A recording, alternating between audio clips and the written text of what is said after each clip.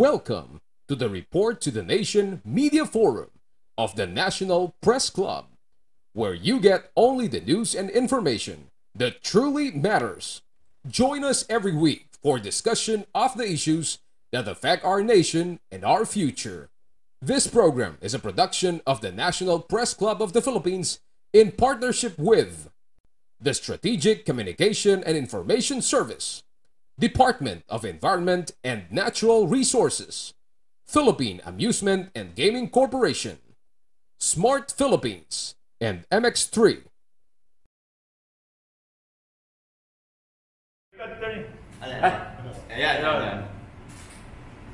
Hi, this is Attorney Larry Gadon. Mga katropa, palagi kayong manunood ng itong Report to the Nation, no? Ito ay weekly media forum ng National Press Club.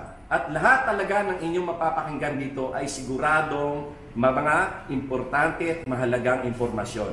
Maraming salamat. Ang mga nanunood ng Report to the Nation ay hindi bobo! Ayos.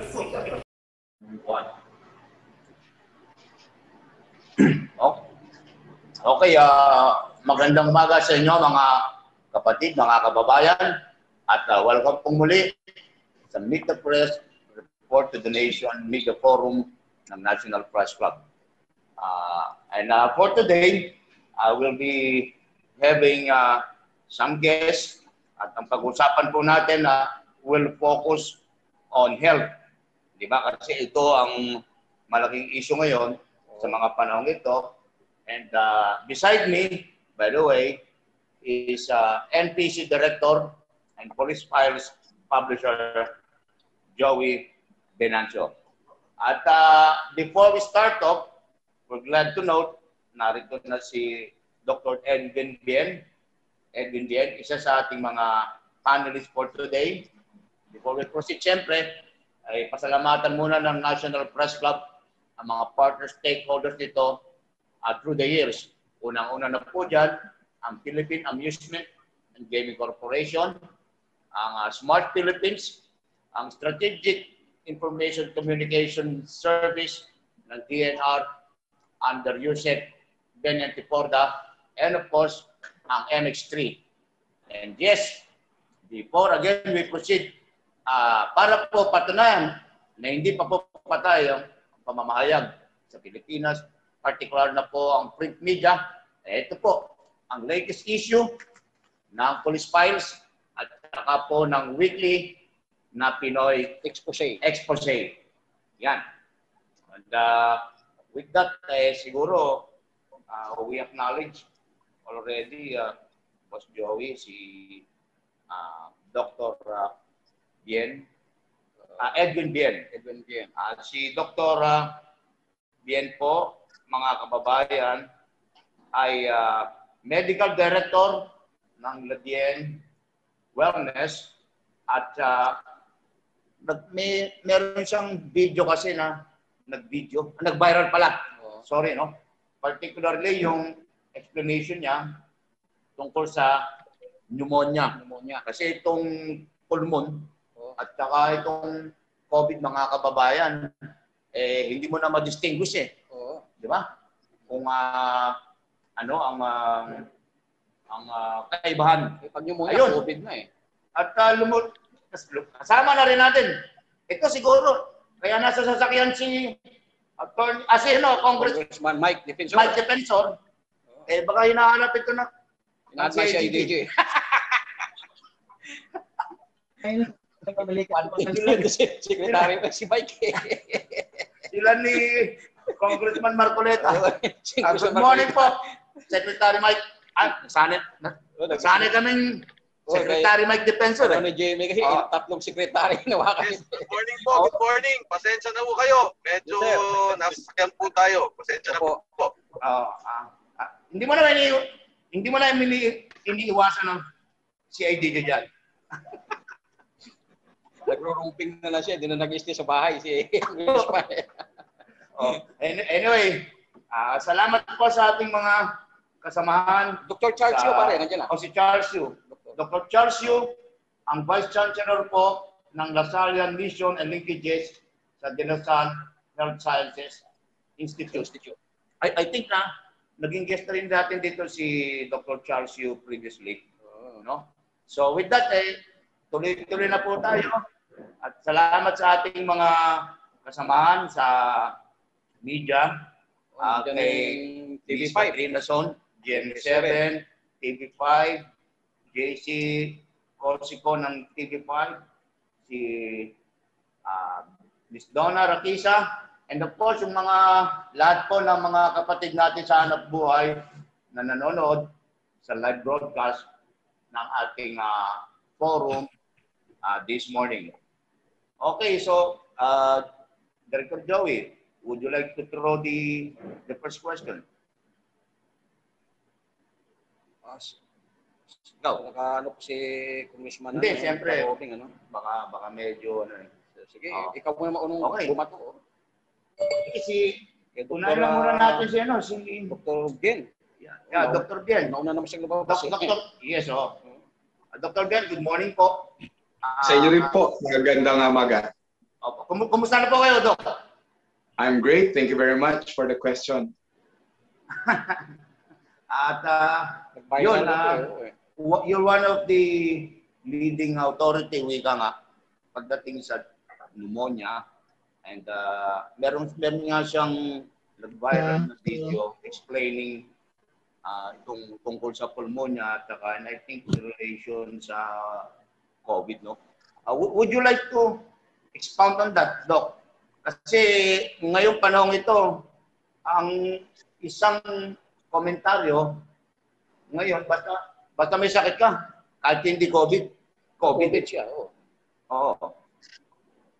Actually, that's true. Opo. Pakahirap May joke yung cases. Ang joke po ay masarap daw mag-aral ng medisina ngayon. Opo. Kasi isang sakit lang ang pag-aaralan mo.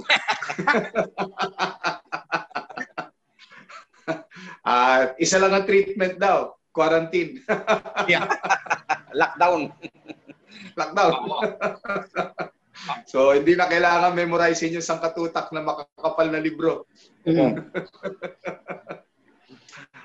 Well, gusto ko pong magpasalamat sa imbitasyon po ninyo, no? Through Direct Benedict Cabaiga. Salamat po sa inyo, NPC. And nakita ko kanina si Kong Defensor. Salamat din sa pagsuporta niya sa grupo namin, yung tinatawag na CDCPH. Kami po yung grupo ng mga doktor na naniniwala na hindi lamang bakuna ang solusyon dito sa nangyayari sa COVID, kundi early treatment. When we say early treatment, may mga tabletas po na napapatunayan na sa ibang parte ng mundo at ginagamit ng ibang mga bansa na naging dahilan para ang kanilang sitwasyon ng COVID ay makontrol po nila. Now, if you will recall, dito po sa ating bansa for the past few weeks, 2 o 3 linggo na nakakalipas, paakyat ng paakyat yung kaso natin eh. Yung dating 3,000, naging 10,000 araw-araw ang kaso natin. So there must be something that we need to do. Hindi lang in the form sa gobyerno, kundi kami ring mga doktor na dapat maisip namin. Yung pagka-quarantine ng isang tao will help para mailayo siya doon sa iba. Hindi na siya makahawa. Pero ang question po namin, habang naka-quarantine yung tao for 2 weeks, ano ang ginagawa niya? Manood lang ba ng Netflix? So that means we have to give something to these people so that their bodies can recover. At bagamat kontrobersyal yung mga ibinibigay na ito na ipinapayo ng mga doktor ng CDCPH, well, for us, if it works, why not? Ang sabi nga nung aking naging mentor na hanggang ngayon iniidolo ko, si Dr. Juan Clavier. Kapag ito'y natural, makabubuti, mas maganda. Kapag ito ay epektibo, di lalong maganda. Pero kapag ito ay hindi nagdudulot ng mga side effect o makasasama sa tao, yon ang pinakamaganda. And that is our goal. Sa mga nagpo-positibo ng COVID na maaaring magkaroon ng pneumonia, well, we intend to try something. para yung buong bansa natin, magaya na natin. Alam niyo, may mga bansa gaya ng Singapore, may mga bansa gaya ng other countries in Europe na halos normal na sila eh. Halos normal na sila. May mga bansa nga ako nakita, wala pa sa 100 ang namamatay sa COVID sa bansa nila eh. So, we envy those countries. Yan po ang sagot ko sa inyo, sir. Okay. Dr. Charles Yu, you may want to add something? Actually, katawa nga kasi simultaneously pinag-uusapan ngayon sa DOST-PCHRD yung local proposal ng ivermectin sa Pilipinas, no? Hindi nga ako makasingit dun sa kabila kasi can I share some slides and siguro explain ko sa audience, suki na ako diyan sa NPC kung ako ay past president ng Philippine College of Physicians, Philippine College of Chest Physicians. I was recently awarded the exemplar in research by the College of Physicians. At ang aking field ay clinical epidemiology. Ako po ay may master's degree from UP. So wala kami ginagawa kundi mag-meta-analysis, mag-analyze ng mga studies. And siguro sabihin ko lang yung personal opinion ko na I highly respect what the people like Dr. Bien, Dr. Bayani, and Congressman Defensor. Matagal ko ng idol yan. Simula nung hindi na nga nagbabago yung tsura niya eh. Simula nung siya nag-start at naging cabinet ni and I understand where they're coming from. Now, as a frontliner, at the moment, I'm treating 3 COVID patients. Isa dito, uncle ng aking asawa. 3 weeks ago, namatay yung aking mother-in-law. 16 years namin inaalagaan sa bahay sa General Trias. Only to succumb to COVID. No? Mabilis. No? So, I have a personal stake and I see many of my friends who have died from COVID. So, I know where they're coming from na in the desperation to fight in the war against COVID.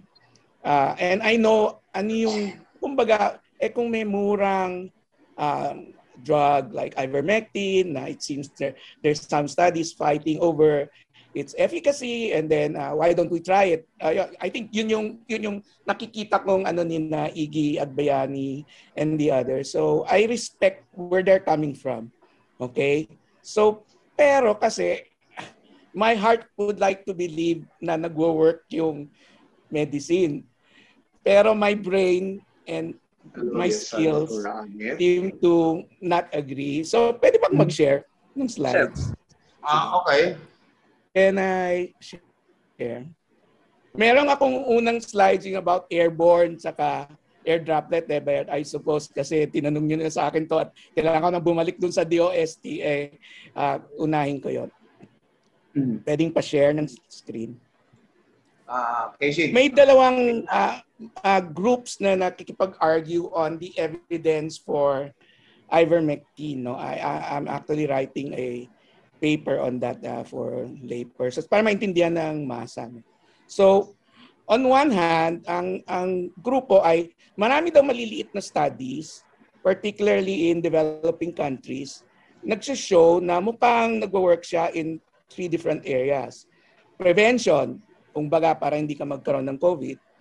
For mild COVID, and ito yung pinopropose sa DOST ngayon na mild COVID, kung magso-shorten ba yung stay nila sa isolation or hospital, mababawasan ba yung symptoms nila, magne-negative ba yung viral load nila sa PCR, and then of course, kung makaka-reduce siya ng severe disease, lalo na sa mamatay. Kung i-review mo yung pwede na ba ako mag-share? Kung i-review mo yung literature, ang pinaka hindi nakaka-convince na evidence is in the mortality. No, mukhang the analysis. Ang problema is kahit ang dami-dami niyang studies, ang liliit ng studies. Kumbaga, yung pinakamarami na siguro 200. May isang author, 2 studies, so almost 500, pero observational study siya. So ipapakita ko sana sa slide na sa aming parang pyramid ng ebidensya, pinakamataas yung meta-analysis. Pero kahit may meta-analysis, parang review yung ng mga trials, may pangit na meta-analysis o may magandang meta-analysis, pero yung inaaral niyang individual studies, hindi masyadong maganda. So kahit maganda yung meta-analysis mo, pero yung pinagsasama mo na mga studies, medyo hindi pa rin maganda yung conclusion. Okay? And if ako, isa ko yung mga studies at lahat sila medyo, kung baga red parang nakakaduda tong study nito. Yellow yung, baka pwede ka maniwala. At green, maniniwala ako, doon sa sariling database ng both yung frontliners for COVID at saka yung mga nasa living meta-analysis ng Cochrane at saka WHO. Yung isang magandang study na green ang category nila, no evidence for benefit. Yung mga may evidence for benefit, merong nakatag na yellow at mostly red. Pag sinabi mo yellow at red, parang may problema sa quality o sobrang konti yung subjects. So ako hindi ako magsasabi ng patapos kasi may kasabihan na absence of evidence is not evidence of absence. Ibig sabihin, just because hindi siya nagwo-work ngayon doesn't mean na months from now hindi mag-show ng pwede pala siya. So kami, we are always guided by ano yung current na ebidensya. And ang isang nakakapagtaka is there's not much studies sa West. Karamihan ng mga studies sa ivermectin ay nasa developing countries. Isang malaking parang proponent ng bagong study sa American Journal of Therapeutics is bakit daw sa ibang bansa na gumagamit ng widespread ivermectin ay medyo mababa daw. Meron silang sinite na isang Latin American country, yung Paraguay. Kaya lang, yung ibang mga sinite nila sa original stand ng FLCC sa Amerika, halimbawa, yung isang malaking state sa India, Uttar Pradesh, ito yung state ng prime minister nila sa norte. Kaso, widespread ang use ng ng ivermectin. Kaso, grabe na ngayon ang COVID doon. So, in the other countries cited sa Latin America, Brazil, Colombia, Bolivia, and even Paraguay, Brazil is number 1 sa Latin America. Mexico is number 2. So, mukhang yung dating contention nila pag widespread ang use ng ivermectin, mas mababa yung COVID is no longer at the moment tenable. But as I said, may meta-analysis talaga na nag-show na napakaganda daw ng evidence for ivermectin. Kaya lang, the skeptic in me, sana nga pwede tayo mag-share, masyadong lopsided yung results na nakikita. Sa amin, pag sa expert sa epidemiology, makikita namin kung may problema sa publication bias kasi ililista namin yung mga studies pro and against. So para bang siyang reverse na parang Christmas tree, baliktarin mo, ganun. So dapat pag maganda ang mga studies sa isang topic, kailangan nakaspread yung mga dot on either side. Kung yung mga dot nakaganon, nasa isang side lang, ibig sabihin doon may publication bias. Ibig sabihin may problema sa hindi mo tinitignan yung pro at con. So, pag tinignan ko yung napakadaming individual studies supporting ivermectin, the problem is na marami sa kanila observational studies sa hierarchy ng ebidensya dapat randomized trial. Hindi alam nung nag-evaluate kung ano dun sa dalawa, standard of care or placebo o ivermectin. Yeah, Doc. Okay.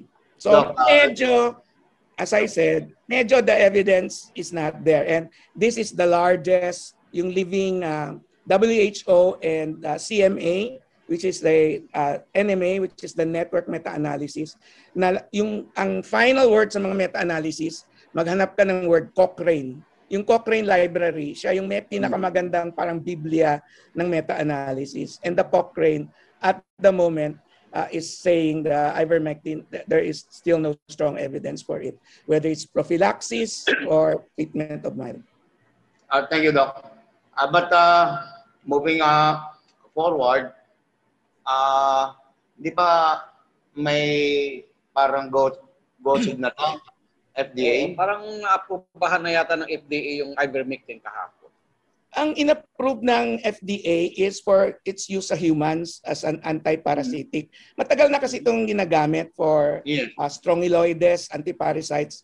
Yun ang meron dito para sa bulate. At saka yung river blindness, especially in Africa. So again, there's a lot of use of that medicine. Ang problema sa local use ng ivermectin, iba-iba yung dose. Isa pa yun sa napakahirap i-analyze. Even in the meta-analysis, may nag-analyze ng single dose. Kasi sa ibang bansa, single dose lang siya. May ibang nagbibigay 5 days. Tapos iba-iba yung milligrams na ginagamit. Tapos yung iba, tuloy-tuloy ginagamit. Meron pa ako narinig na nagsabing 6 tablets. Ako, 6 tablets in 1 inom. So doon kami takot na dapat kasi dumaan siya sa standardization ng dose for COVID, not for river blindness, not for antiparasitic. So nandun ako na mura siya, pero just because it's mura doesn't mean na we should use it, lalo na kung hindi natin sure ano yung tamang dose. No? As I said, medyo manipis pa yung ebidensya. The meta-analysis that came out is also suffering from some quality issues. So, Yes, yun yung objective, yun actually kasi yung isang best friend ko sa Amerika, gustong-gusto yan. Nire-recommend nga niya Pero sabi ko, sige, tignan ko kasi syempre, desperate din kami sa mga ibang pasyente dito. And I understand that if you're desperate, you will use anything that you need. Kumbaga sa gera. Pero nung hinanap ko talaga lahat ng ebidensya, hindi ako na-convince na. Hindi ka kumbinsido. Hindi ko siya my training parang behooves me from using it even on a trial basis. Thank you, Doc. At punta tayo sa kumbinsido. Oo. Kumbinsido. Kay Congressman. Kay attorney, secretary. Congressman. Ano naman? Congressman Representative. Anak kalusugan talaga ito. Anak kalusugan, party list, congressman. Kaya nabigay ng ivermectin. Kaya nga. Kaya punta tayo sa kumbinsido. Oh, yes. Okay. Congressman Mike Defensor. Kumusta ka na, Kong? Yes, mabuti naman. COVID survivor din na may tuturing. Anyway, nagpapasalamat ako kay Doc Ben. Nakita ko siya kanina and pasensya na, nasa biyahe din ako. Kay Dr. Charles Yu, nagpapasalamat ako dahil bukas yung kanyang isip dito sa pakipag-usap sa ivermectin. But let me just cite some things, doon sa binanggit niya doon sa studies. Kasi di ba, ang sitwasyon natin ngayon, we are in an emergency. Hindi naman to normal times na para bang kasi marami naman tayong mga gamot na talagang tinis. Hindi lang isang dekada ang pinagdaanan niyan di ba? Even in the history of penicillin, in the history of aspirin, ang tagal niyan bago na-develop talaga at nagkaroon ng pagkakataon. Pero ngayon, nasa pandemya tayo, emergency. Ang appeal ko lang siguro sa the likes of Dr. Yu, at papasalamat ako dahil marami ako nakakausap, talagang saradong isip sa kanya, talagang bukas yung pananaw niya dito. Because, there are already 52 studies. Oo, maliliit siya siguro, but combined, you have about 16,000 people. Ang tinanggap ng American Journal on Therapeutics was 27 studies. Na doon, meron doon, tama, maliliit yung iba, pero doon meron bang 1,408. So parang wala tayong pagkakataon na tingnan natin kumbaga magkaroon ng full study in the middle of this emergency. Pangalawa, ang mga lumalaban dito, mga doktor mismo Hindi naman to mga big pharma corporations that they can fund their studies, mapondohan to. Mismong doktor na nagsasabi, mga clinicians, yung mga nanggagamot sa frontline, na sinasabi nila, teka lang, umuubra to. Nagagamot namin yung aming mga pasyente. At batay dito, tinanggap nga itong American Journal on Therapeutics na may study doon, 27 studies ang tinanggap. Ayun, pangalawa, tinignan ko yung Pfizer study. Yung Pfizer study, isang study lang. At kung titingnan nga pa dito, hindi nagkaroon ng RT-PCR, hindi nagkaroon ng check yung kanilang mismo mga sinubject sa clinical trials. In fact, to be blunt about it, yung nangyayaring vaccination ngayon is a clinical trial on its own sa ating mga tao.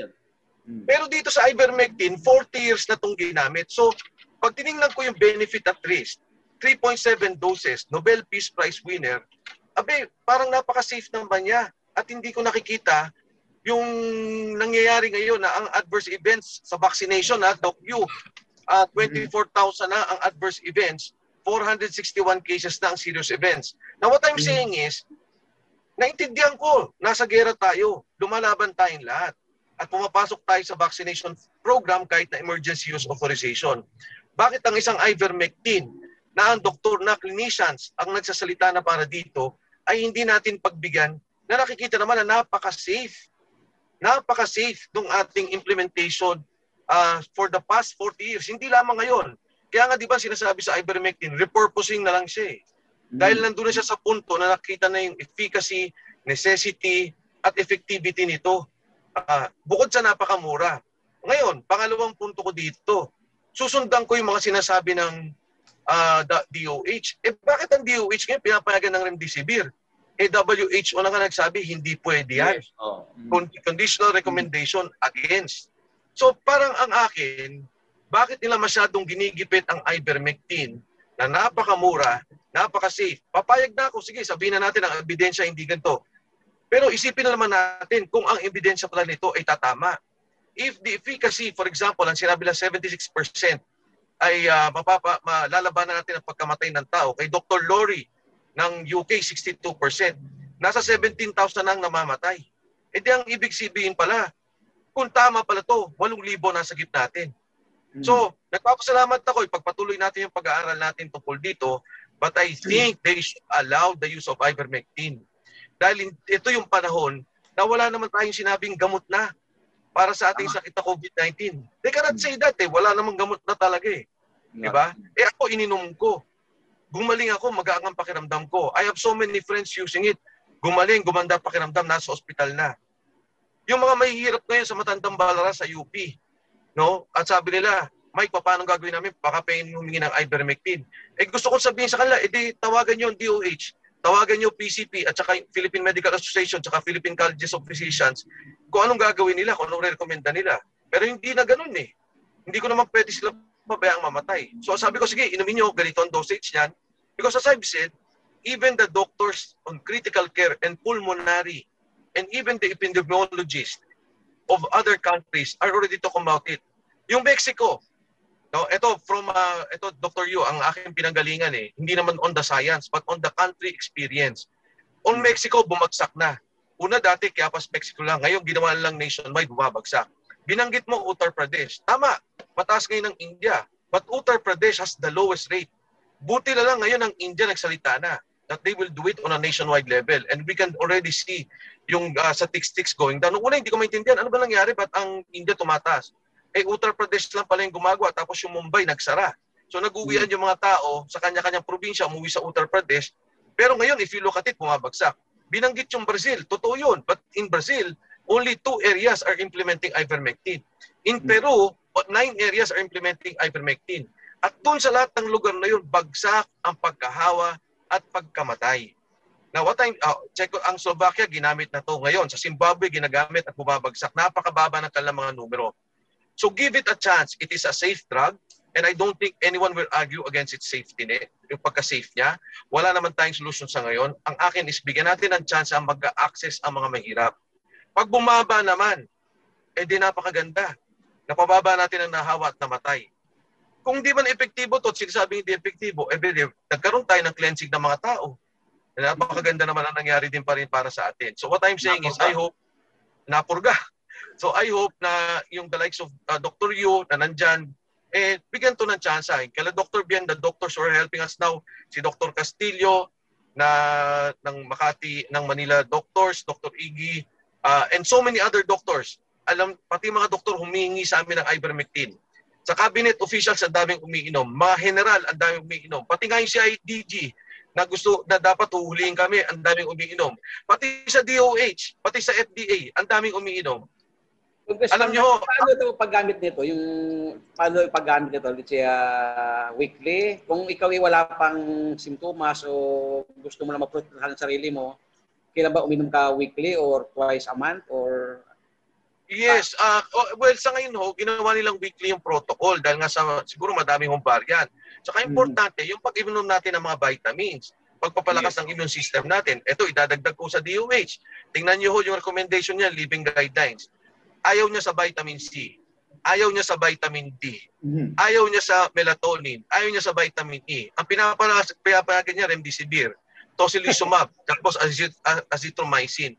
Yung nasa ospital ka na mamamatay ka, yun, pwede daw. Yung ang remdesivir, sabi ng WHO, hindi pwede. Pero lahat ng sinasabi sa ibang bansa ng mga frontline critical care, salungat doon sa gusto ng DOH. Pati yung pagsusukop, tsaka yung DOST, pinayagan na nga yung virgin coconut oil. Ang sabi ng DOH sa living guidelines, ay hindi ho yan, we recommend against. So sa akin, ito gera. Namamatay na mga pamilya natin, mga kamag-anakan natin, kakilala natin nagkakahawa-hawa. People need to survive. Kailangan tulungan natin at alalayan natin sila. At kung safe naman at wala sa kanilang backlash, ipabayaan natin uminom ng gamot na ganito. Thank you, Kong. Yung binanggit mo, Kong Mike, yung dito sa yung protocol ng DOH, di ba? Ano ba talaga ngayon, Kong, ang pinapayagan ng DOH na gagawin mo kapag ikaw ay naka-quarantine at meron kang mild case ng COVID. Ano ba yung sinusupply sa atin? Kung pagbabatayan ko yung DOH guidelines, ang sinasabi lang niya, pag nagkasakit ka ng COVID, maghintay ka kung mamamatay ka o hindi. Kasi ang nakalagay doon, bawal ang vitamin C, vitamin E, ang zinc, bawal, they recommend against, bawal sa kanila yung melatonin, bawal sa kanila, lahat to bawal. So basically, pag sinabi nagkasakit ka, tiisin mo. Tapos, pagka naman na ospital ka, pwede sa kanila yung remdesivir, tocilizumab, at saka erythromycin, yung antibiotic. Andiyan ho yan, nakaposto yan. I'm not making up this story. They can look at the DOH guidelines. Sa PISMID po yan. At yan po ang sinusundan ng Department of Health. Sabi ng Department of Health, nagbuo na ho kami ng panel of experts. Pero pag tingnan mo yung guidelines nila, pareho pa rin ho. So basically, yun ang sinasabi ng DOH. Kung Mike, nung ikaw ay magka-COVID, ano yung gamot na tinake mo? Nako, talaga uminom ako ng vitamin C. Uminom po ako ng vitamin D. Uminom po ako ng zinc. Uminom ako ng virgin coconut oil. Ang totoo, uminom ako ng linwa. Uminom po ako ng yung ivermectin, isang beses ko ininom nung second day. Tapos uminom po ako ng virgin coconut oil at saka melatonin. Tapos meron ako yung Immunocore. Parang din siya for the immune system. So ininom ko yan. Hanggang ngayon uminom po ako ng ganyan mga vitamins. Ibig sabihin, Kong, yung lahat ng protocol ng DOH, kaya buhay ka ngayon, hindi mo sinunod. To be honest naman, hindi ko alam yung protocol ng DOH nung ako'y nagkasakit. Okay. Nakita ko siya nung pagkatapos, nung binasa ko, sabi ko, ano pa naman itong DOH natin? Kaya basically, ang conclusion ko, pagka ikaw nagkasakit, ang rekomendasyon ng DH, tiisin mo. Huwag ka magsukob. Nagsukob din po pala ako. Nagsukob ako. Huwag ka Opo. Kasi nung sabi nila, sukob, maganda. And talaga ko naman guminhawa pakiramdam ko. So, pagka nagkasakit kayo, ang rekomendasyon ng DH, huwag kayong uminom ng vitamin C, ng D, ng E, ng zinc. Huwag kayong magsukob. Tiisin nyo na muna.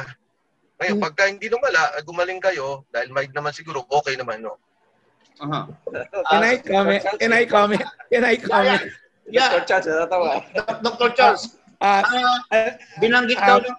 Hindi ako spokesman ng DOH, pero Yes. pero I am a member of PCP, dating ang past president at good friend ko si Dr. Alendria, president ng PISMID, no? Hindi naman siguro walang makipag-argue kay Kong Mike kasi personal experience niya yun eh. Kaya lang, hindi naman yata, kasi may living guidelines. In fact, ang DOST, PCHRD, and DOH is funding that living guidelines. Pag sinabi mong living guidelines, every week, ina-update mo yan ng bagong information. Ang currently, and this is the sad story in the war against COVID, is the only drug that seems to be walang nag-aaway comes from data from the United Kingdom sa Britain, yung recovery trial, yung dexamethasone, yung use ng steroids in a particular subcategory kasi as I said, nanggagamot din ako ng COVID ngayon, puro mga critically ill. So pero hindi siya nag-work for all.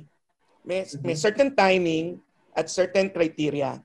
And the good news is it actually looks like it reduces mortality. Pwedeng mabawasan yung mamatay. at mabawasan yung use ng ventilator at mabawasan din yung stay ng hospitalization. Yun yung sad reality ng gera laban sa COVID. In fact, even remdesivir, with due respect to our other colleagues and congressmen, ang nag-aaway dyan kasi CDC, US, actually does not recommend against it. It is actually the WHO that actually. So minsan nagtatalo sila eh. Ito isang particular example. Opo. Pasensya na po kayo mabilis lang po kasi mag-excuse na po ako after this. Number one, yung tama po kayo sa steroids, pero ang nakipaglaban po dyan are the ones fighting for ivermectin, yung FLCCC. I agree. I saw, tama po yan, Kong. Nakita ko yung history niyan. Nakita ko yan. Opo. Tapos pangalawa, I agree with you, yung sa corticosteroid, pati yung WHO. Yung pong pinayagan lang po ng FDA ng US is Biklury. Kasi sabi niya, nagkaroon ng trial ng world trial, bakit kami sinama sa ibang remdesivir? Dapat kami lang. So, nung naglaban sa US FDA, pinayagan nila ang Biklury remdesivir. Ngayon dito ginagamit sa atin, Egypt, India, at saka po yung mismong pinag-aawayan nila ng remdesivir, ginagamit po dito. At pangalawa po dyan, ang mahal-mahal. So, yun lang po. Tapos, Doc, yung kinukot kong living guidelines, still existing. Tingnan nyo po, Doc, and kung pwede nyo baguhin, kausapin nyo po yung DOH, baguhin nyo po dahil lahat po talaga bawal doon. So, actually, salamat po. Yes. Pero i-correct ko lang, hindi naman bawal. I think, I know, kasi langwahe yan ng IBM hindi niya sinasabing, wag mong gamitin. Ang sinasabi niya, medyo the other side of the coin, na at the moment, walang ebidensya. Pero hindi sabi, don't use this. Ang sinasabi lang niya, if the use of this is not parang proven by evidence. Pero nothing prevents us from taking vitamin C, D. Ako, minum rin ako niyan. C, D. No? Hanggang E. Okay. Tapos pero can you imagine, Dr. Yes. Your main health auto recommend that? Yun lang naman po yung point ko. So, I agree po. Kung pwede, tingnan na po nila kasi yung ibang protocols so hindi ganun eh. Iba po. Pero actually, there is this other issue. Ang problema kasi sa COVID, sabay-sabay yung mga gamot. If you look at yung mga analysis ng randomized trials at meta-analysis, minsan hindi lang siya ivermectin May ivermectin plus hydroxychloroquine. May ivermectin plus doxycycline versus standard of care. So yun yung siguro I have mixed feelings about financing our own. Ongoing ngayon yung depensa nung local trial, no. Pero it would be good, but I would say na hindi niya masisettle yung issue sa COVID. Kahit may 500 subjects tayo na mild. Kasi pag dinagdag mo yan, and sana nga ma-share ko yung screen, depende doon sa... Pwede na. Yep, good. Good. Pwede naman. Sana pakita kay ito. Teka. Ito doon sa study sa published study na suportado ng FLCC, itong grupo ni Cory at saka Pero ito yung meta-analysis nung ang kanyang tinitignan ay mortality. Teka tanggalin ko yung aking screen. Prophylaxis. Okay? Nagwo-work ba ang ivermectin pag-prevent ng COVID? Okay? Pag tinignan mo itong mga listahan, ito yung mga pangalan ng mga author. Okay? Pag tinignan mo yung mga subjects, tingnan nyo, maliliit 91. Ang malaki, tingnan nyo to, yung 700 at 100. Hindi siya randomized trial. Ito yung RCT. Observational study siya. Pag sinabi mo observational, wala siyang comparison. So hindi namin usually imimix yan dito sa parang table na to. Kasi apple at orange yan. O mangga at saka banana yan. Mas maniniwala lang ako dito sa ibaba. Tiningnan ko rin isa-isa ito. Yan si El Gazar, si Showman, si Chala. I would be the last person in the world to criticize kung saan yung setting. Kasi developing country pa rin tayo, all the Middle East. Pero tingnan nyo yung mga subject. 100 on one arm, 200, 100, 100, 100. Kaya, pag tinumbayin mo lahat siya, parang pag ito, favor ivermectin, wow, napakaganda. Kaya lang, pag tinignan mo yung individual studies, wala ito. Tanggalin mo lahat ng taas kasi hindi ko pinapansin na observation Wala pang 500 yung studies. Okay? Next. Okay, Doc. Next. Ito yung study mismo na nagsusupport sa ivermectin na yung nakapublish sa American Journal of Therapeutics. ito naman, tinitignan niya yung effect sa pagkamatay. Kung pwede ba siyang magpabawas ng namamatay na pasyente. Okay? So again, ayoko ng OBS, Observational Studies, kasi puro yan. Maraming bias dyan. Hindi yan papasa sa quality score. Tingnan mo lang yung baba, yung randomized trial. Simula dito kay Mahmood hanggang itong mga sa baba. So, pag tinignan mo na naman, maliliit na naman sila. Okay? Ito, medyo may problema rin. In fact, pag tinignan mo yung living guidelines na worldwide, lahat sila nagle-label na medyo nasa tawag namin yellow alert or red alert. So kahit parang may convince dyan, kung ang mga individual studies na to ay may question, mahirap mag-conclude na talagang siya'y nagwo-work. In fact, even in ito yung nasabi ni Kong, yung report sa Paraguay na ito daw isang probinsya, pag gumamit na raw ng distribution ng ivermectin, bumaba daw yung cases, bumababa dyan, ganon. Pero yan, November pa yan, nung medyo iba pa yung wave at ngayon medyo iba na yan. Ito rin yung kay Dr. Agbayani, yung iba-ibang studies na actually currently 80 plus nga yan at ito yung naman yung kay ivermectin. Pero even them, sinasuggest nila na kailangan pa ng studies kasi nga not enough. Okay? Ngayon, on the other side of the coin, yun namang mga na rin, parang review sa atin, para na kayo nagka-crash course, sa pyramid ng ebidensya, pinakamataas yung meta-analysis ng control trial. Pero may maganda at may pangit ding meta-analysis. Okay? So, ito yon. So, unfortunately, kahit opinion ko, opinion nating lahat, o opinion ng napakarami, mababa yung evidence pag opinion lang. Kailangan talaga magandang design. Itong level 1. So, ito yung aking kumbaga, main reference.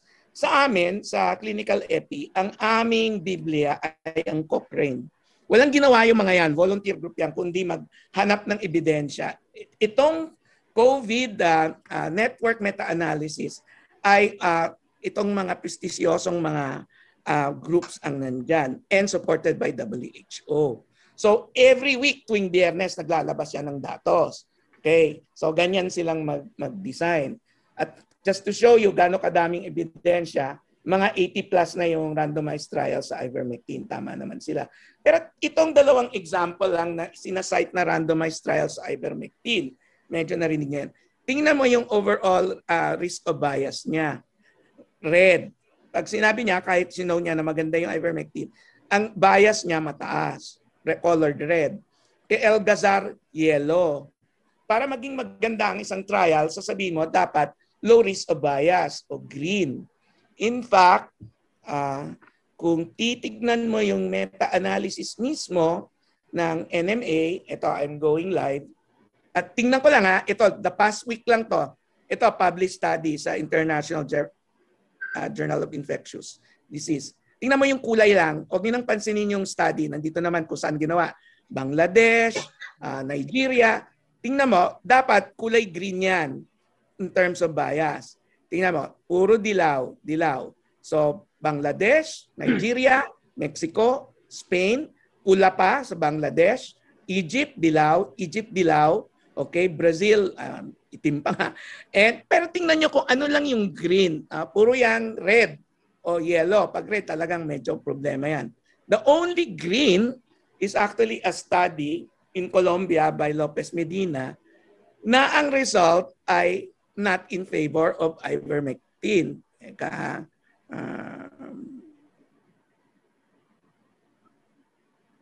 Nasa baba ako. Dali. Akit ko ulit. Ito.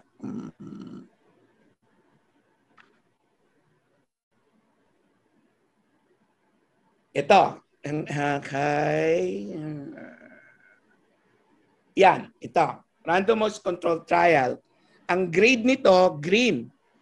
Tingnan nyo, ang ivermectin ay dilaw o orange at yung standard of care ay blue. Magkadikit sila. So, ibig sabihin, in terms of resolution of symptoms, na actually protocol nitong DOST-PCHRD ngayon among mild COVID, ay wala raw difference between ivermectin and standard of care in a very well-designed randomized trial. So as I said, ito yung American Journal of Therapeutics at gano'ng kadami yung kanyang nire-review. Okay? So anong sinasabi ko? Ang sinasabi ko, kung gagamitin natin sa basis ng ebidensya, as I said, ulitin ko, I would like to believe na itong mga ongoing na trials, including hopefully ours, will add to the information. Pero ang protocol na ginagawa ng DOST sa order ni Presidente is only for mild. And I think the fight of the group of Kong and Doc Bien and my friend Rafi Castillo is on the preventive side. Unfortunately, on the preventive side, also you need a larger number of subjects to do that. And kahit siguro maghintay tayo ng 5 to 6 months, hindi pa masisettle yung issue na yan. Now, going back to the issue of yung kanyang FDA approval, alam mo naman yung mga Pilipino, pag pinayagan mo ng use, pwedeng abusuhin.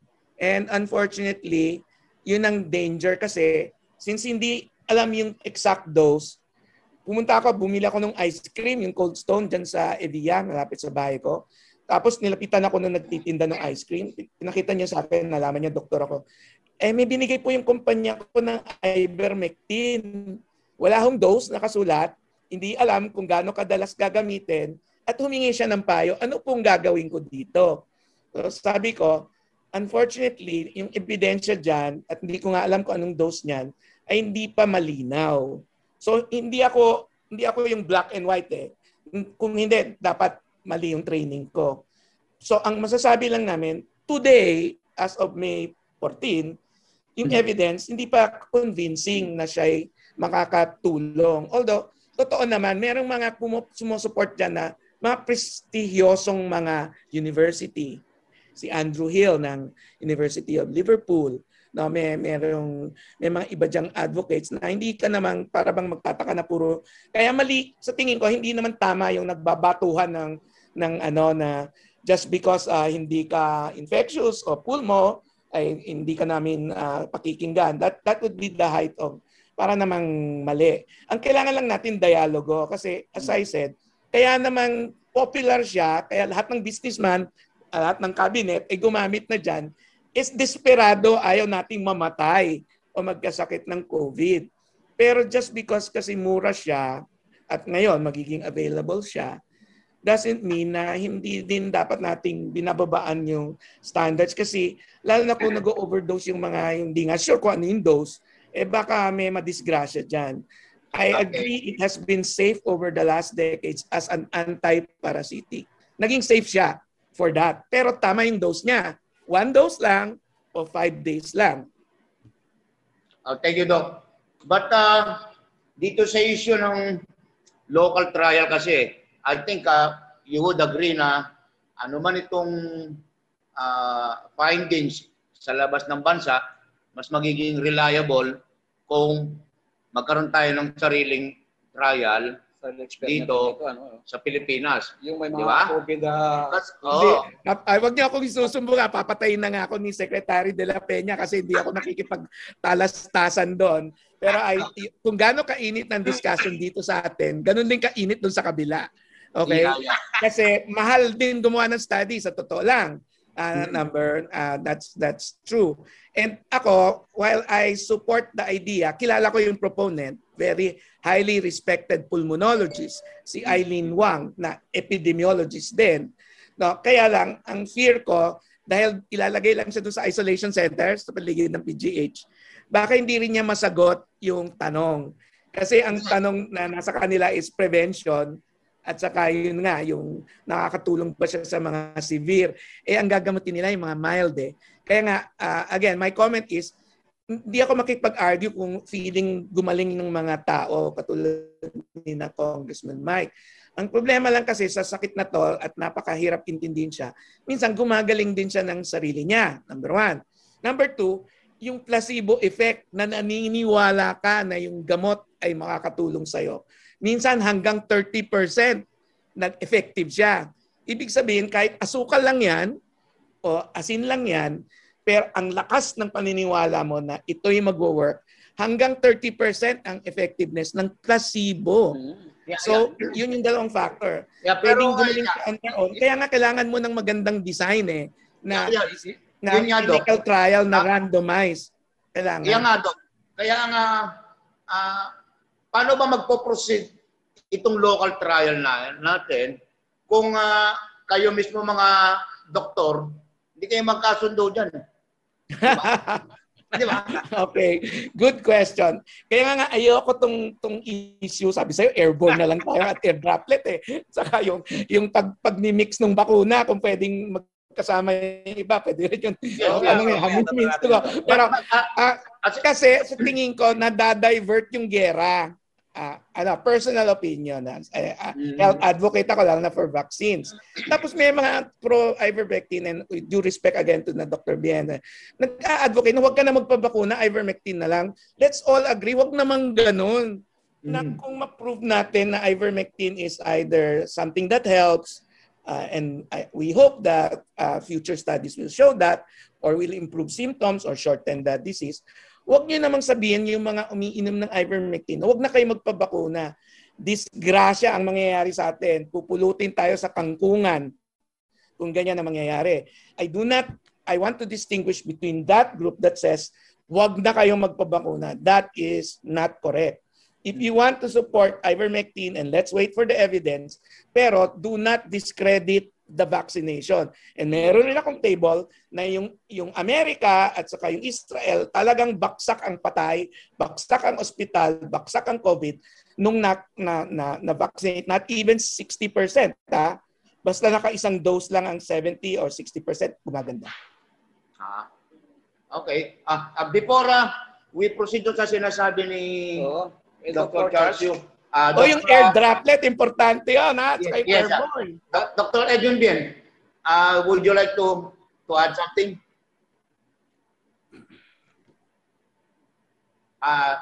Paki-unmute. Paki-unmute, Doc. Paki-unmute mo na, Doc. Doc Bien. Doc Bien, no? Naka-mute yan. Okay. Sorry kasi kanina may mga kausap po ako. Natutuwa ako dun sa mga paliwanag. Like Dr. Charles Yu, very scientific. Salamat po. Natutuwa rin ako kung Mike Defensor, tunog doktor. Baka mamaya kasi pag ako nagbigay ng opinion, hindi nyo magustuhan yung payo ko kasi kasing pilosopo ko si Flavier Una, huwag ka magalit, Dr. Charles, pero yung sinabing idol ko si Dr. Flavier. Ito to. Mahina ang ebidensya. Alam mo, minsan pag umuwi ako ng amoy pabango, sinasabi ng misis ko, galing ka ng beer house, nag-table ka, Sinasabi ko, mahina ebidensya mo. So, actually, well, the evidence is important. That is right, Pero, as a last word ko, I believe there is something higher than being scientific and being a doctor. On my part. And that is being a father. So kapag yung anak ko lumapit sa akin lalabas, sasabihin ko, ikaw lalabas ka. Inumin mo to. Halo-halo na yan. Lahat na ng mga bitamina na sa palagay ko makakatulong sa kanya. Maybe it will have placebo effect. Baka lagyan ko pa rin yan ng ivermectin. But my point there is ito. Well, I wish somewhere baka may makatulong sa kanya doon. Hindi natin alam which one will help. Pero as a father, whether may ebidensya ako o wala, ibibigay ko sa anak ko yan. Yon. Ngayon, yung misis ko naman, kapag nagtatanong siya, ba't pinapainom mo sa akin ito? Ito naman sinasabi ko. Kilala mo si Senator Enrile? O bakit? Gusto mong umabot ng edad niya? Di inumin mo to. So again, may apologies Kasi kung ako magsalita, medyo patawa lang, although I try to be my best as a good doctor. Pero right now, sa war na ito against COVID, wala naman nating masasabing eksperto talaga This is totally new. This is totally new. The people who are talking about it are using the studies of other people. and other people's studies as well. So, siguro malalaman natin what really works a few years from now. But right now, we try to do with what is best. And eto eto talaga, ginagamit ko to sa programa ko. At sa palagay ko, malaking tulong talaga. Before I end my TV or radio interview, ito sinasabi ko sa kanila eh. Oh, I'm not trying to be religious here, pero sinasabi ko, alam mo ba sa Bible may 2 Timothy na sinasabi, for God has not given us a spirit of fear, but of power and of love and of sound mind. Yun ang mahalaga. Sound mind. Isipin natin, what will help? Let us do it. The proof of the pudding is in the eating. Yun lang ang para sa akin. Thank you. Thank you, Doc Edwin. Very good. Doc, pasensya na. Muli, ako ay komedyante.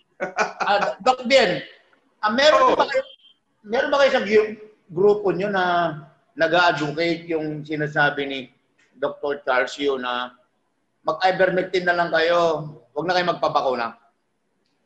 Ay, masama yun. Pag ganyan, hindi na doktor ang grupong yan. No? It's like this. Marami siguro nagsasabi niyan, pero ito yung mga naniniwala siguro doon sa, what would they call them? Conspiracy theorist. Yan. Pero, hindi ako anti-vaxxer eh. Ang mga anak ko lahat, meron yung anti-polio, anti-measles, lahat yan nagpabakuna eh. So, I'm not against it. What I am cautious of is this. Inahantay ko at binabasa lahat ng mga study tungkol sa bakuna. Kasi yung bakuna, hindi kasing tagal ng bakuna ng polio. Yun sa polio, matagal na yun eh. Panahon pa nila sabi na tsaka ni Sack yun eh. Ngayon, itong bakuna against COVID, dahil bago nga lang ito, then we would like to learn a few years later which works and which does not. We have to accept this fact. Siyempre, lahat ng kumpanya, unahan yan. Sabihan ng lahat ng kumpanya, mas maganda yung akin. And there is business behind it. Yes. Tatanggapin natin yun. May negosyo rin naman talaga dito sa pagpuproduce ng mga gamot na ito. So, it's up to us to determine which is affordable for people, which has a good effect or a better effect than the others. And then, that's what we recommend to the people. But it does not mean na porke umiinom ka na ng mga binanggit ni Kong kanina, hindi ka na susunod doon sa payo ng iyong doktor. At you agree naman na kailangan magpabakuna? Well, depende pa rin yan. Depende pa rin yan. Lahat sinasabi kasi nila, lahat, no? Ito pa rin ang para sa akin. May mga kondisyon na baka, I'm not even sure, hindi pa obra sa kanya yung bakuna eh. Halimbawa, stage 4 cancer undergoing chemotherapy right now. Sabi kailangan. Sabi ng iba, baka hindi. Halimbawa, ikaw ay kidney transplant na ngayon nag-fail talaga ang kidneys mo. Sabi ng iba, oo. Sabi ng iba, hindi. Now, etong prinsipyo ng mga pediatrician, ewan ko kung may mga anak kayo, nasubukan nyo na bang pabakunahan ng anak nyo nung dinala nyo sa pedya, nagkataon, may lagnat, may sipon, may ubo. Ang ginawa ng pedya, pinauwi. Ang sabi ng pedya, paano gagawa ng sariling antibody yung batang yan? At that moment na papabakunahan mo, mahinang-mahina. So there's two schools of thought there. Ang purpose ng bakuna is for you to produce the antibody that will fight the COVID. Maraming mga tao kasi, lalong-lalo na tayong mga Pilipino, naniniwala, it is the bakuna itself that will fight the COVID. Hindi naman po ganun, di ba, Dr. Charles? It is our body who will react to the bakuna that will produce our antibody, at yung antibody natin ang lalaban kung sakaling makakaharap muli natin itong COVID, para hindi maging masyadong grabe ang reaction mo kung sakali doon sa virus na ito. So still, dito ngayon maganda yung nabanggit kanina ni Kong, immune system pa rin natin ang ating aasahan. Dahil yung immune system pa rin natin ang tunay na lalaban by producing the necessary cells and antibodies against the virus. So kung hindi mo palalakasin ang immune system mo, mahinang-mahina immune system mo, saan ka kukuha ng antibody? Hindi ba? Doc Bien, tungkol dito sa pneumonia, no? Kasi halos na may mga pneumonia. Pag nagpa-check up, COVID na talaga eh. So, ibig sabihin, noon pa lang, may COVID na. Hindi naman. Hindi naman. Kaya ko lang nagawa ng video ang tungkol sa pneumonia, sir. It's like this. Sige, for the past 2 years, focus tayo sa COVID pneumonia. Pero ang hindi natin nababanggit, more than 20 years or 30 years, mayroong tuberculosis pneumonia. At kung gaano kadelikado ang tuberculosis pneumonia, ganun din ang COVID pneumonia. Both can cause death. So, kung gaano tayo naging OC, hugas-hugas, face mask for COVID, bakit noong araw hindi tayo ganun ka-OC against tuberculosis? Sa totoo lang, statistically, mas maraming Pilipino ang may tuberculosis kaysa mayroong COVID. Sa probinsya, maraming ganun. Puro tuberculosis karamihan doon.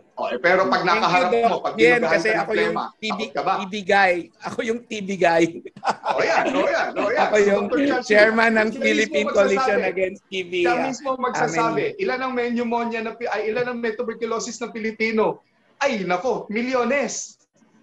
Milyones ang may tuberculosis na Pilipino. Yun nga lang yung iba, asymptomatic. Di ba? Asymptomatic din eh. Pero kapag binugahan ka niya ng plema, pwede mo ring makuha. So, kung gaano tayo ka-concern about pneumonia from COVID, sana ganun din tayo ka-concern about other causes ng pneumonia. Actually, I like what Dr. Bien is saying kasi every year, 27,000 Filipinos die of tuberculosis. Anong count natin sa COVID na more than 1 year ago? Di ba, wala pa tayong 20. So, tama yung point niya na hindi naman lahat ng nakikitang pneumonia sa diagnosis COVID. It just so happens, a few weeks ago, nag-peak yung second wave. So, lahat ang taas ng index of suspicion. And usually, huhulak ka, baka tama ka kasi sa dami ng dumadating na COVID. But it doesn't mean all of them are COVID o lahat ng inuubo. But if I may react, I know na no vaccine has gone through phase 3. Totoo yan, kaya nga emergency use lahat. Pero sa buong mundo, 1 bilyong bakuna na ang naibigay. 1 billion doses as a first or second dose sa lahat ng parte ng mundo. So meron na tayong real world experience sa side effects. And mabibilang mo sa bilyong yon o sa daang milyon, mabibilang mo in the hundreds yung may adverse events or even death. So, in terms of risk-benefit, talaga naman overwhelming yung benefit ng bakuna laban sa... And I'd just like to say na may mabas din na recommendations on ano yung contraindications sa bakuna ng COVID. Tama yan, marami kaming sa clinic ko, maraming binabakunahan. Pag may konting lagnat, sipon, hindi yan pwede katulad ng pedya. Pero sa COVID, dalawang senaryo. May ginagawa kong malaking trial ngayon sa COVID vaccine. Bawal pa sabihin, pero naka-1,000 recruit na kami the other day. Okay? 5,000 all over the country. Bago siyang bakuna, pero bawal pang ipagsabi yung pangalan. Anyway, pero ang under clinical trial, pag meron kang high blood na mataas, pag meron kang lagnat, sipon, ubo, o even binigyan ka ng steroids in the last 2 weeks, hindi ka pwedeng sumama. Pero under clinical trial yon. Pag doon sa mass vaccination na ginagawa sa atin, ang sabi ni Dr. Nina Berba, dati ring PhilCat Chair at dating President P. Smith, ang only contraindication sa bakuna sa COVID-19 ay kung nag-allergy ka sa first dose ng COVID. Kung nabigyan ka ng COVID at nag-react ka ng grabe, hindi ka na bibigyan ng second dose. So, isa pang extreme example. Pag nag-COVID ka na, okay? Dati, 3 months maghintay ka. Dati, 2 weeks maghintay ka bago bakuna. Ngayon, as soon as dineclare ka ng doktor na recovered ka, pwede ka na magpabakuna. Kasi, remember, may mga celebrated cases tayo na yung second COVID nila, doon sila namatay. Okay? So, yun ang iniiwasan. Kaya, kahit nag-COVID ka na, dapat magpabakuna ka pa rin. In fact, mas maganda ang magiging ang response mo sa bakuna dahil ganito. Pag naturally ka nagka-COVID, magkakaroon ka ng antibody pero hindi siya tumatagal at yung quality ng antibody niya hindi maganda. And besides, para madepensa natin sarili sa COVID, dalawa, puro antibody obsessed yung mga news eh. Meron isa pang component, yung T-cell activation. Iba pa yung ruta na pang-depensa sa atin. So apparently, pag binakunahan ka ng COVID vaccine, mas mataas yung antibody at saka yung T-cell o CD8 T-cell response mo at mas long-lasting yon. At mukhang evidence is growing na more than 1 year, mukhang nandun pa rin siya. Nag-aaway lang sila kung kailangan ng booster. Doon related, doon sa topic na gusto ko sa isingit, yung cocktail. Pagsasamahin mo ba yung dalawa? Yun po. Yung tatanong ko sa akin. Kasama yun doon sa UK, ginagawa nila yan. May isang study na ang tawag ay COVCOM. Ang ginagawa nito is COMCOV. Una muna bibigyan nila ng Astra. Okay? Yes. So vector siya, adenovirus vector vaccine. Tapos bibirahin nila ng mRNA ng Pfizer. So doon sa protocol nila, uunahin muna nila ang ibang bakuna, in this case yung Astra. Tapos yung pangalawa, buboosterin nila ng mRNA. So may ongoing enrollment diyan doon sa studying 'yon na pwede niyong i-search COMCOV. At sa DOST, in fairness, Dr. Montoya is discussing the possibility with DOH na gawin din natin yon na pagsamahin o pagsunurin yung bakuna. May logic yan sa TB, sa influenza, sa HIV, even sa malaria daw ginagamit yan. Kino-combine nila, iba ang tina-target. So currently, again, as the EDF proponent, hindi yan ina-advocate only because hinihintay pa natin yung ebidensya. Pero tanungin niyo si Dr. Gloriani, yung head ng vaccine expert panel. Virologist yun, teacher ko yun. She will say, make sense yon. Pero wala pang ebidensya. Pero pwede mong i-cocktail. Pero I will not say we advocate it. Pero it has theoretical basis. Pero hintayin natin yung randomized trial kung mas maganda yung effect nun. O yan, siningit ko na si cocktail. Yan. Yung airborne. Saka yung... Pero teka lang, Dr. Tarcio, may tanong lang ako. Kasi sa pamilya namin, nagkaroon ng COVID, 80 years old. So, Ilan taon? Ilan taon pa? 80. Oo. 80. 80 yun. So, ano gagawin niya ngayon? Kailan siya nag-COVID? I think last week. Last week. Kailangan maghintay siya ng mandatory 14 or up to 21 days. So tama yung, may basis yung kay Dr. Bien na pag masama ang pakiramdam mo, huwag ka magpabakuna ng COVID. Kasi tama yun eh. Yung bakuna, nagkukos siya ng reaction ng immunity mo. So kung may reason na mababa yung immunity mo, huwag mo muna siyang kunin. Kasi although puro patay naman yung virus na yan, wala namang parang pinahinang virus. So hindi masyado tayo takot dun sa mga bakuna itself. Pero it might be pinaka-optimal time. So ang payo ko dyan siguro isang buwan, 3 to 4 weeks, doon siya pumila. At kung may choice siya, bubulong ko na lang sa'yo kung anong choice. Pero in the meantime, ano gagawin niya to? Teka, nasa bahay lang siya. Yes, so binabanggit kasi nga ni Congressman Mike, sa protocol ng DOH, bawal ang vitamin C, bawal ang vitamin D.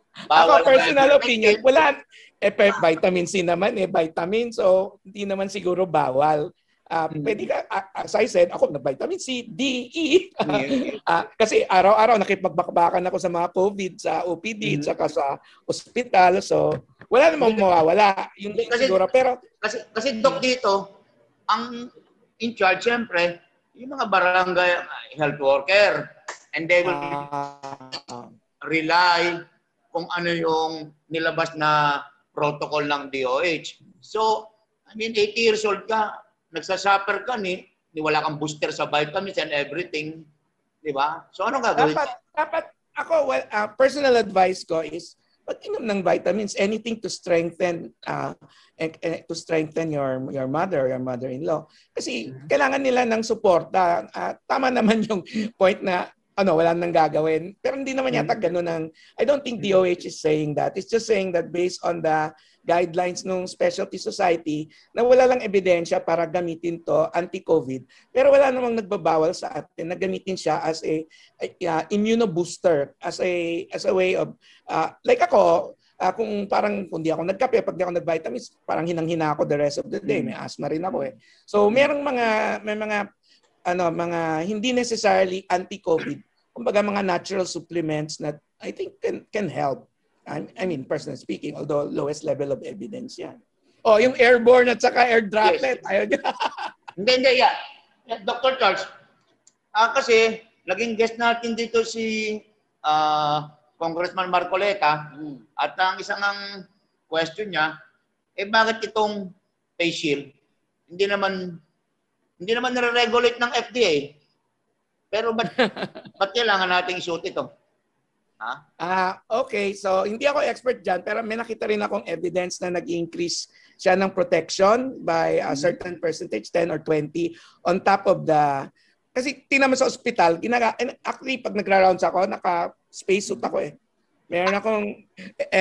imagine mo, may N95 ako, meron pa akong minsan, tapos naka-popper ako, para akong spaceman umiikot sa ospital at sa clinic.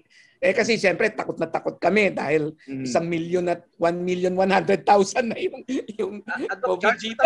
Nagtataka lang kasi ako sa mga probinsya, lalo sa mga liblib na lugar. No? Paano sila nagkakaroon ng COVID halos sa isang liblib na lugar, tapos nagpo-positibo sila sa COVID. Paano pa nangyari yun? Wala naman silang ayun na nga. Ikot-ikot na sa bundok na yun. Di ba? Oo nga. Actually, yun yung maganda kong slides dun sa airborne at saka dun sa air droplet. Na yung ebidensya ng experts from Canada, US, and another parang country were saying na kung ang tingin lang natin, kailangan may halubilo tayong tao para tayo ma-infect. Okay? So, pare kausap natin at least 30 minutes or more than an hour. So, doon ka mag-infect. Alam niyo itong second surge na nangyari, napansin niyo ba na ang daming mga pasyente, including yung mga relatives ko, hindi naman lumalabas ng bahay yan eh. Bakit sila na disgrasya ng COVID? Okay? So, hinahanap namin yung common element. And ito yung isa sa mga ebidensya na pinoint ng experts na were saying, mukhang ang intindi natin na puro lang siyang air droplet. Ibig sabihin, kailangan ubuhan kita, kailangan kitang umatsing o daldalan sa isang kainan ng communal eating. Apparently, it does not completely explain. And they showed 10 evidence. Pwedeng pa-share? Maganda yun. Maganda yun.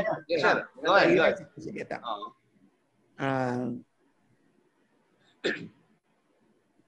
teka, meron ba?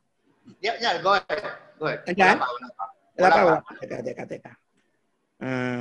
Share screen. Yan. Sige. Ito, actually, matagal ko na itong sinususpecha, pero siyempre hindi naman ako nakikipag-argue dun sa aking mga ibang colleagues na parang since last year, parang hindi ma-explain lang nung air droplet yung COVID. So ngayon, may naglabas nitong review na funded by WHO at tingnan mo yung evidence siya kung bakit at anong ibig sabihin niya para sa atin. Yung mga super spreading events nangyari ito sa atin, di ba? Biglang may magpa-party, biglang may ayun. Tingnan mo, biglang nagiging primary driver na nitong second wave. In this case, parang may kinalaman sa kwarto, gaano kasiksikan yung mga tao, kung yung bahay, isang kwarto lang. Yung long range transmission ng mga tao, nasa mga hiwalay-hiwalay silang room. Hindi sila kailanman nagkikita. Pero bakit nagkaroon ng COVID sa household, sa buong household?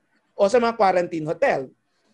Ito, pangatlo, 33 to 59% ng COVID virus, parang mga asymptomatic o even pre-symptomatic, wala pang sintomas, bago sila nanghawa ng ibang mga tao at well-documented.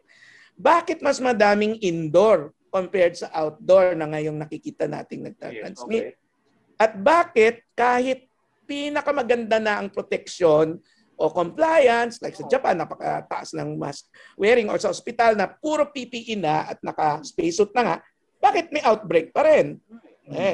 Oh, tapos bakit nakikita siya sa hangin at yung mga ilang experiments sa Japan, hanggang 3 oras daw numulutang si virus sa hangin. Tapos, bakit siya napipick up sa air filter ng mga building at ng building ducts ng ospital? So kung pag sinabi mo kasing air droplet, ching ako, ubo ko, lulutang siya, pupunta na siya sa baba and in a few hours or a few minutes, patay na siya. So bakit kung patay na siya, bakit nadidetect pa rin siya sa air filter at duct ng ospital? Tapos sinabi niya animal studies. So mukhang ang overwhelming argument nila na yung sinasabing minor ang role ng airborne is not true. Na mahalaga rin siya. Hindi natin sinasabi siya yung primary transmission, pero lalo dito sa second wave, a major source. Ano ngayon yun? Anong paki natin? So eto, kung ito ay air droplet, yan yung ating current na wisdom, no? So yung sinusundan natin na bine-brainwash na everyday sa media, gano'n, reduce stay at home, linisin ng mga disinfectant yung ating mga surface kasi may fomites, may physical barrier doon sa mga bangko, doon sa mga kainan, distance mo at 3 feet, di ba? Use mo ang mask, na pwede na yung surgical, respiratory hygiene, pwede na yung higher grade, mga N95, KN95, pag nandun ka sa health care. Paano ngayon kung siya ay airborne? Teka, nawala. Nawala yata yung slide ko doon. Ayan. Kung airborne, ito na ang ating magiging. Although totoo na DOH is saying, pareho pa rin yung mga guidelines, pero may mga ibang kailangan tutukan. Kailangan na nating tutukan, like yung office nyo dyan sa NPC. Ano bang ventilation at air exchange dyan? Kailangan yung mga nasa sasakyan at bus, kailangan buksan yung bintana. Ibang bus, di mo naman mabuksan yung bintana. Kailangan mag-wear ka na ng mask kahit nasa loob ka.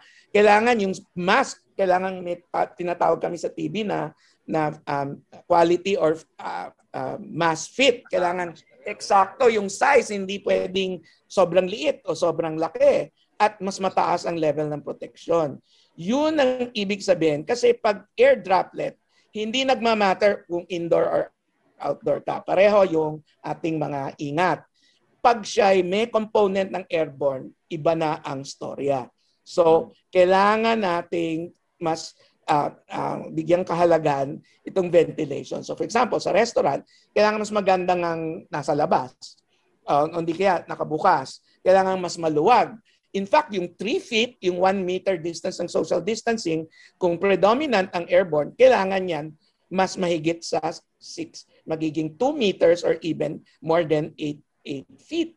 Kasi mas tumatalon si virus. So yun yung kahalagaan na kailangan nating maintindihan na hindi nating ipagsaalang-alang yan kasi bakit itong variant na to mas airborne. Itong mga dumadating na UK at South Africa. Okay? So buksan natin. Okay ba yun? At mahalaga kasi mga information na to kasi di nila naintindihan ng mga masang. Dok, siyempre nakakatulong yung regular disinfection ng mga... Yes. Kasi yung air droplet talagang meron pa rin siya. Pero parang ang sinasabi lang ng mga experts at saka scientifico na mukhang umi-increase yung ebidensya na mas marami ring nanggagaling sa airborne. So kailangan isaalang-alang din natin yon. And that's yung mga outbreaks sa hospital ngayon, mga outbreaks sa mga laboratorio, sa mga nursing home. It might actually explain bakit yung kinukwento yung nasa liblib na lugar, bakit nagkaroon. Yung pala, may taong tagalabas, pumasok lang sa loob, biglang bumuga at since ang lakas ng chismisan at kwentuhan pag kumain kahit sa mga restaurant, pag masyadong malakas, kumanta o kahit sa mga choir sa mga simbahan, hawaan kayo. So it's something for us to be extra cautious kung mukhang the evidence is growing na airborne din siya aside from air droplet. Dr. Edwin, no?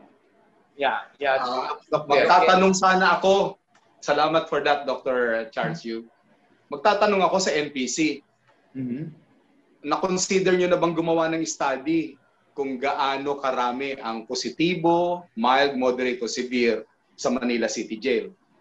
Ayaw nga, may Oo napatay nga. na naman. Parang walang 3 meters o eh. 5 meters ang layo ng bawat isa ron eh. O, At dikit-dikit saka yun. parang wala naman supply ng face mask doon ah.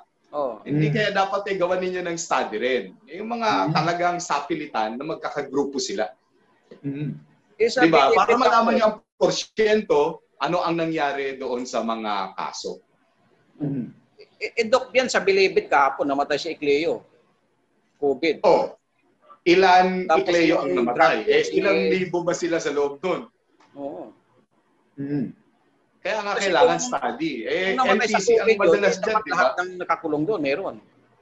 Hindi po ba? Supposedly, dapat meron lahat sila kasi wala naman silang distancing doon. Yes. Ang higaan nga nila ron, mala sardinas eh. So, well, I'm just asking, sana gawan po ninyo ng study. Dahil kayong mga taga-NPC, ang mga napupunta dyan sa lugar na ganyan. Thank you, Doc. At meron lang din akong isang tanong. Hindi ba parang na-over itong media hype din dito sa COVID, Dr. Charles at Dr. Edwin? Kasi going back dito sa binanggit nyo kanina, and which Dr. Charles, you agrees, mas maraming namamatay sa TB. Yearly, about 27,000. 27,000. Ngayon, magdadalawang taon na tayo, wala pang 20,000 ang namatay sa COVID.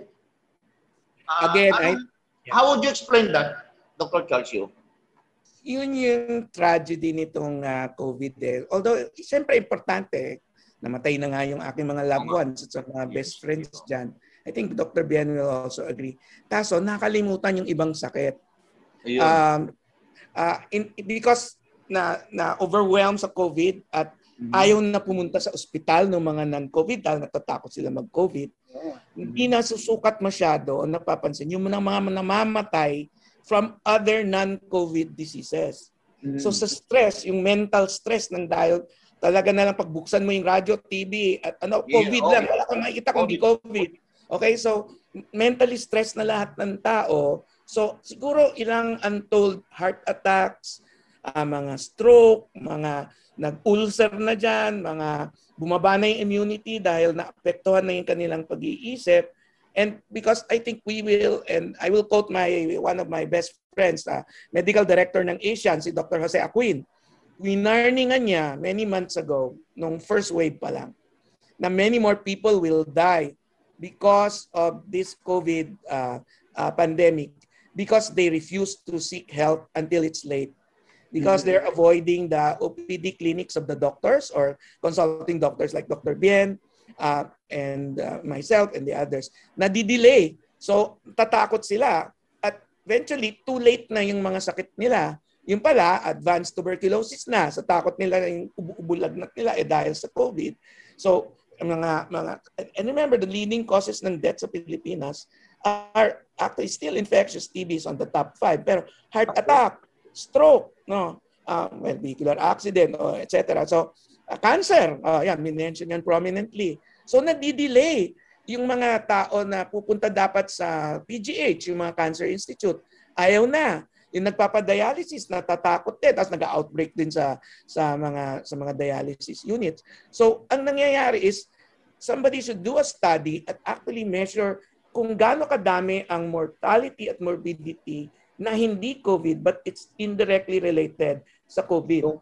And particularly mental health, suicide. Sa ibang mga bansa, ang daming nagsusuicide dyan. Ang nangyayari kasi dito, Dr. Charles, yung mga nabanggit mong sakit, kapag dinala sa hospital, nagiging COVID positive sila eh. Yun ang nagiging findings. Namatay lang sa kalye, dinala sa hospital, COVID na eh. Oo nga. Actually, nagpapalaki ng bilang ng COVID cases eh. Actually, hindi ganyan kasimple ang kwento niyan.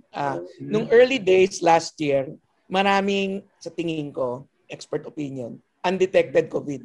Dahil hindi tayo nakakakuha ng PCR results until namatay na sila. 1 or 2 months. My infectious disease colleagues were also mentioning that na yung reports lumalabas sa media, hindi tugma doon sa dami ng patay na nakikita nila. This was in March, April, May. Sa kabilang dako, this year, may point ka in a way. Kasi ngayon, yung minsan may false positive doon sa rapid test. Pag namatay, positive rapid test, hindi kinonfirm sa PCR, COVID na rin yan. But in some countries, hindi ko girahin, like India and Russia, underreported yan. Even si Fauci sa US is saying underreported yung COVID kasi for every one na na-detect, 5 daw na hindi na di-detect na asymptomatic mild. So tama yung point mo na minsan sobra naman yung diagnosis. Tapos inaabuso din yung package, which is also a bad thing. Yes. Pero so I mentioned sa NPC, hindi pa rin nagbabayad yung PhilHealth sa mga ospital. No? Sa ospital namin, 10,000 na kaming test ng molecular lab ni wala pa sigurong mabibilang sa 500 ng binayad. Paano kami magfa-function at mag-diagnose kung inahabol nila yung so-called fictitious cases? Bayaran muna nila yung mga nasa front line ng COVID. Please. Oops. Ay, baka ako habulin na. Pero. Ay, nagbobotohan na sila doon sa COVID, doon sa ivermectin. Hindi na tuloy ako makaboto. Talaga. Well, with that, siguro. Oo, sige. Kung wala tayo ang ating mga kasama sa media, kung may tanong kayo. But anytime, alam mo naman, ang NPC, one time, ni-roast ako ng 3 oras. Sorry po. Sige. So, habang ako'y buhay pa at di nagkaka-COVID. Wala na itong mga guest natin. Anytime, basta may oras ako kasi work from home ako today. Salamat! Thank you.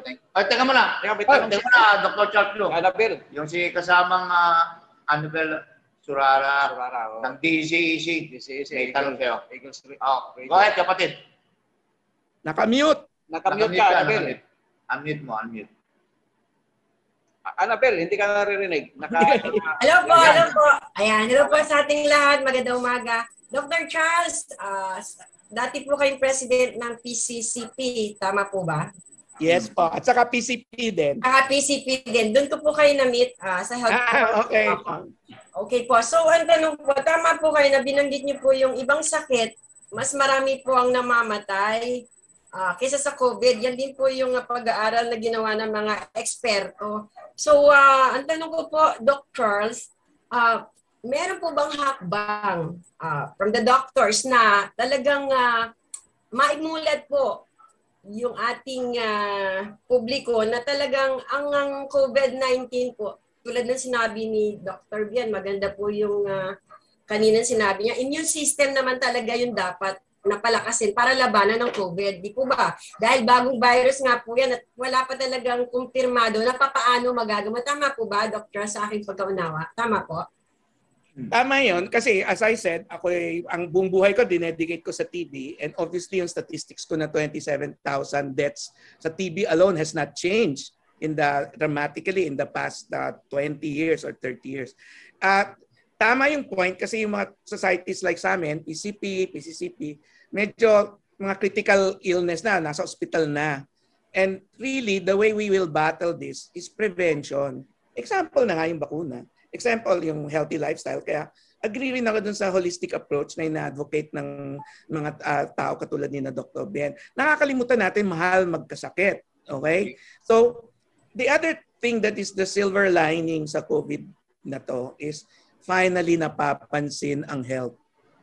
Alam ito ng NPC. Just ko pag health, graveyard shift ng mga reporter. Kumbaga, hindi kami dyan, wala kasing interesado dyan. O di ngayon, hindi ng mga tao. Tuwing alas 4 PM habit, hahanapin yung huling statistics ng COVID. Statistics, addict na tayo, ilan namatay. Tama po. If there is any lesson to be learned from this pandemic, pwede ba alagaan nyo ang health? At no money can measure our health. Health is wealth of a nation. So after all is said and done, can we actually get our act together and promote prevention rather than just ang mahal gumamot ng isang COVID? Milyon pag nagkaroon ka ng sakit. No. So maybe let's focus on prevention. Let's focus on healthy lifestyle. It will reduce the deaths from heart attacks, not just COVID, from infections, from TB.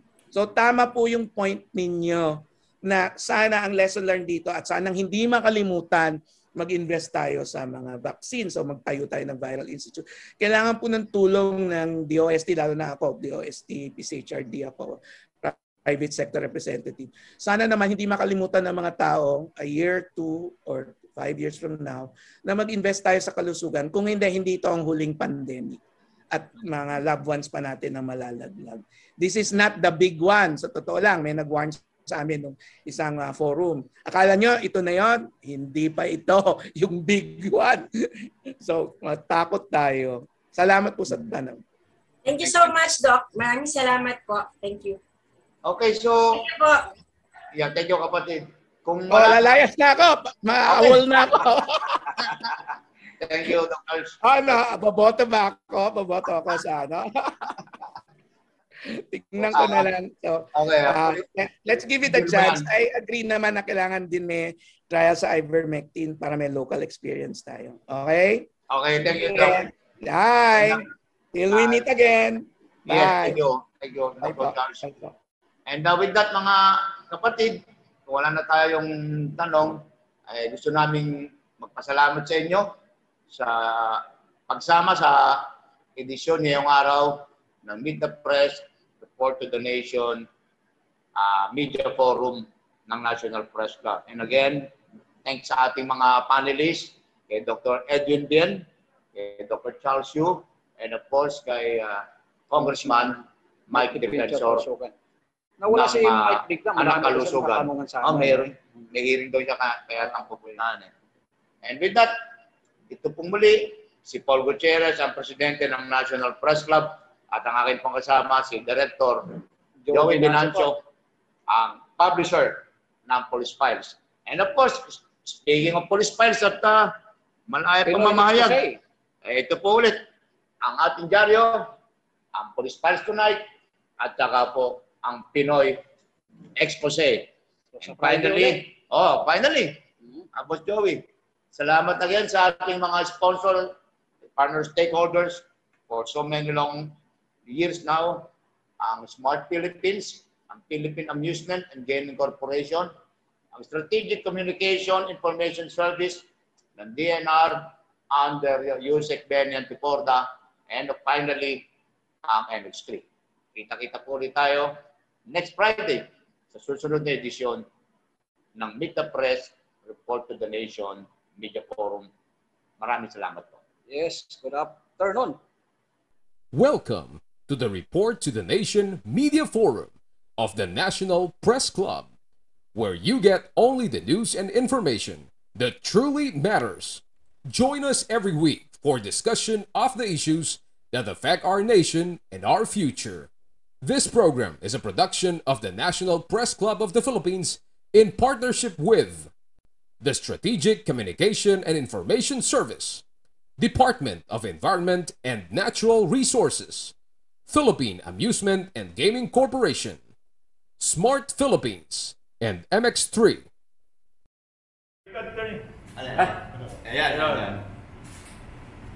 Hi, this is Attorney Larry Gadon. Mga katropa, palagi kayong manunood ng itong Report to the Nation. No? Ito ay weekly media forum ng National Press Club. At lahat talaga ng inyong mapapakinggan dito ay siguradong mga importante at mahalagang impormasyon.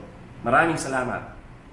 Ang mga nanunood ng Report to the Nation ay hindi bobo! Ayos.